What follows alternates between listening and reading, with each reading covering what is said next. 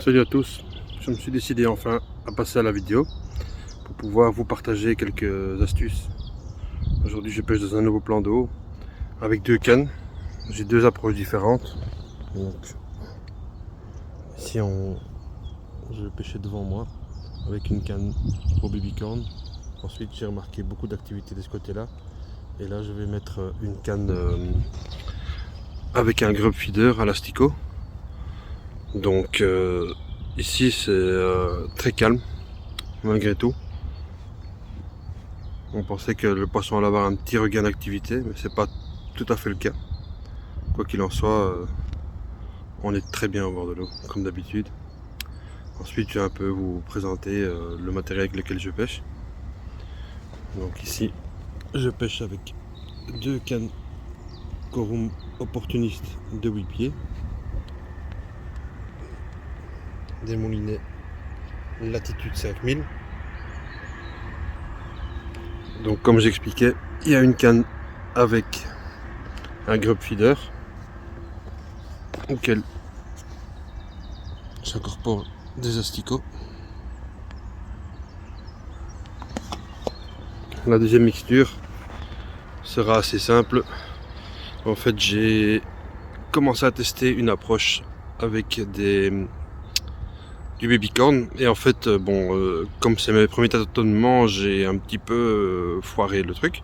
C'est-à-dire que quand on les mouille, un peu comme des pellets, on les laisse tremper et en fait, il faut trouver le temps de dissolution. Il faut que je trouve une solution pour mieux les utiliser ici. Donc, j'ai dû les rattraper, comme je vous montre ici. J'ai dû les rattraper avec de l'amorce en fait. Bon après. L'effet est pas mal, mais c'est pas le truc que je recherche vraiment quoi, en fait. Donc on voit que bon, ça reste super attractif, mais ça reste quand même peu nourrissant avec une amorce noire. Donc voilà, ma première expérience. Elle est pas très ouf quoi en fait. Parce que je me suis carrément planté quoi. Donc mais bon, il y a que ceux qui se plantent pas qui. Il y a que ceux qui font rien qui se plantent pas quoi. Donc, comme je disais, il fallait bien que ça arrive. Il n'y a que ceux qui font rien qui se trompent pas. Comme par exemple ce matin, dis donc, hop là. Ça bouge bien, hein. Comme quoi je disais là tout de suite que c'était calme. Il suffisait que je dise ça pour que ça s'excite un petit peu. Bon, ça reste assez calme. Pour l'instant, le méthode a quelques tirées, mais rien sans plus. Comme j'ai expliqué, il y a une belle activité de ce côté-là, avec des belles fouilles, des belles bulles. Et c'est vraiment là qu'on voit qu'il y a des passages, il y a de l'activité en fait. Et donc je vais en profiter tout au long de cette journée de vous montrer un petit peu ce que j'utilise et comment j'utilise en fait. Je me suis fait un pari pour l'instant d'utiliser que des èches plastiques. Pourquoi? Parce que je me dis pourquoi ça ne mordrait pas avec du plastique. J'ai déjà eu tellement d'expérience avec d'autres choses complètement, comment dire, insolites que je me dis le plastique c'est magique. Donc comme j'expliquais, malheureusement, cette première expérience est assez compliquée. On voit qu'il y a pas mal de choses qui restent dans le feeder. Bon, ça peut être bon comme ça peut être catastrophique, je ne sais pas encore trop bien. Et je vous parlais en fait de pêcher avec des èches vraiment en plastique. Ici on dirait vraiment un pelet. C'est ça qui est vraiment intéressant dans l'approche. C'est que on ne doit pas le changer régulièrement, ils font pas. Bon, j'entends déjà des voix qui disent ouais, niveau attractivité, c'est pas ça. Personnellement, quand elle met le nez dans le feeder, elle mettra le nez dans le feeder et je pense que peu importe ce qu'il y a, quand elle mettra le nez dans le feeder, elle va le prendre. C'est surtout l'aspect mécanique qui est important, comme c'est du plastique, c'est légèrement allégé comme un dumbbell et du coup ça favorisera le fait qu'elle le prenne bien en gueule. Donc voilà, une fois sur le feeder, ce que ça donne. Bon, j'ai dû le recentrer parce qu'il n'était pas super centré, mais bon, l'aspect me plaît beaucoup. Honnêtement, le contraste des deux couleurs me plaît beaucoup. Donc on va un peu relancer ça juste ici devant et on verra ce que ça donne, hein. Donc j'en reviens à mon petit mélange. En fait, ce que je constate, c'est que ça colle vraiment bien et que en fait ça se dissout plutôt bien. Même si l'eau est encore froide, ça se dissout.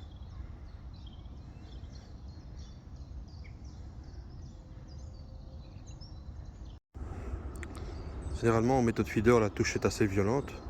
Ici sur un grubber, donc la canne de droite, c'est plutôt des touches assez, comment dire, assez fines, jusqu'à ce que quand même le poisson prenne un petit peu et relâche. Donc en général j'aime bien intervenir et ferrer. Même si on va dire qu'une fois sur trois le poisson se pique tout seul en fait.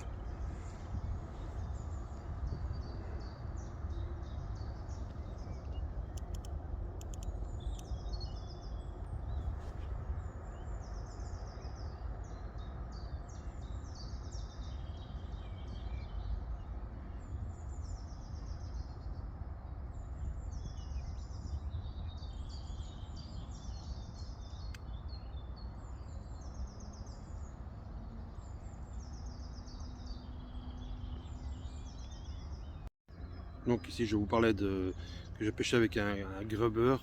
Donc c'est un feeder spécifiquement conçu pour pêcher à l'asticot. Et en fait ici je vais vous montrer comment je l'utilise.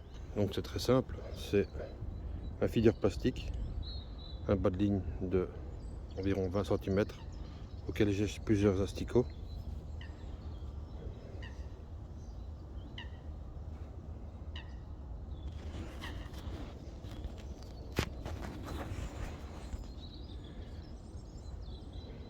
C'est un système de charnière qui s'ouvre facilement. On peut remplir à la main. Ici je le remplis parce que j'ai pas trop, je n'ai pas mon trépied, donc ici je vous montre un petit peu le principe. Voilà, il se ferme.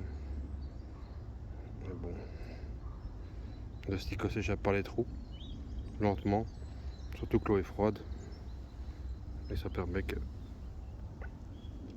le feeder soit près des asticots. Il y a beaucoup de mouvements et ça stimule les carpes.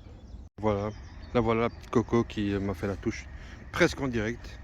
Je voulais vous montrer un petit peu la subtilité des touches. Évidemment, à ce moment-là, elle est partie comme une vraie furie. Donc, toujours une belle petite remise à l'eau en douceur.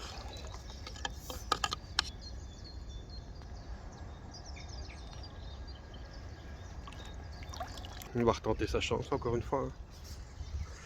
Ce que je vais faire pour l'instant, c'est que je vais quand même faire un petit test. C'est-à-dire que je vais inverser les deux cannes. C'est-à-dire que je vais enlever celle qui pêche là-bas.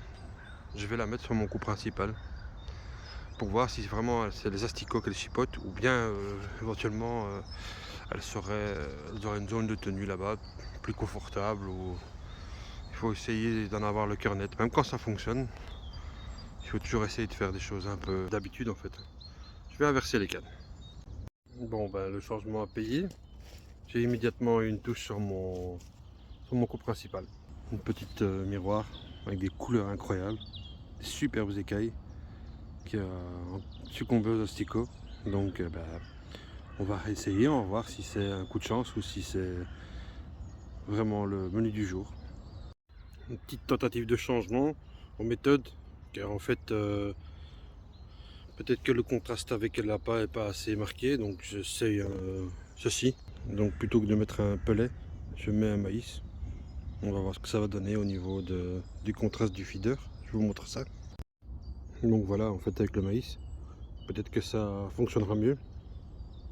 Je vais faire quelques essais, on va voir si ça donne, si ça apporte le résultat escompté.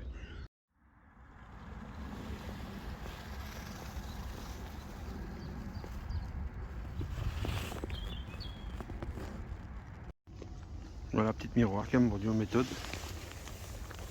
Avec mon petit changement de l'appât qui a fait le boulot. Toujours avec sa belle petite couleur automnale. Pas un monstre, mais peu importe. Elle m'a donné beaucoup de plaisir. Bon bah finalement j'ai bien fait de changer le pellet pour un maïs, puisque bon, voilà déjà un beau petit résultat.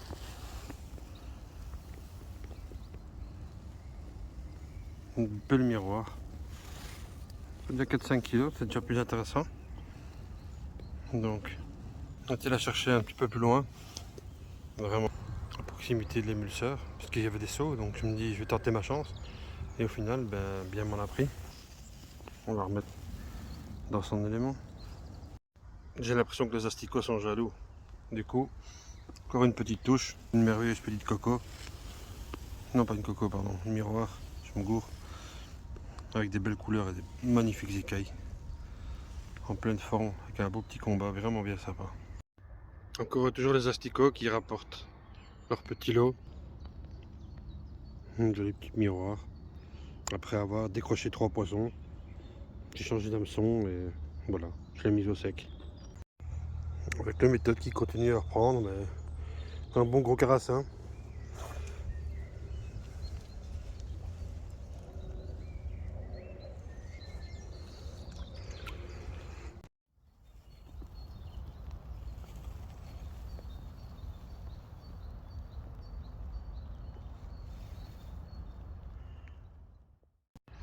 Le problème des asticots, voilà, ça prend un peu tout quoi.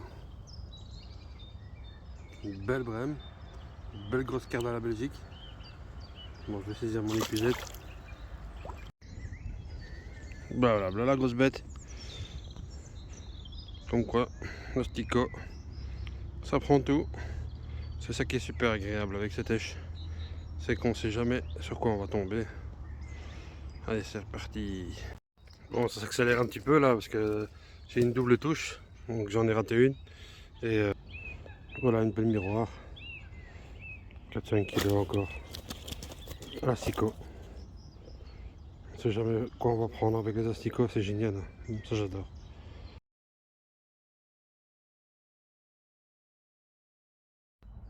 Pour un petit résumé pour finir cette petite journée. J'ai commencé vers 9 h et je termine ici vers 14 h. Donc c'était un petit peu comparatif entre les asticots et le méthode.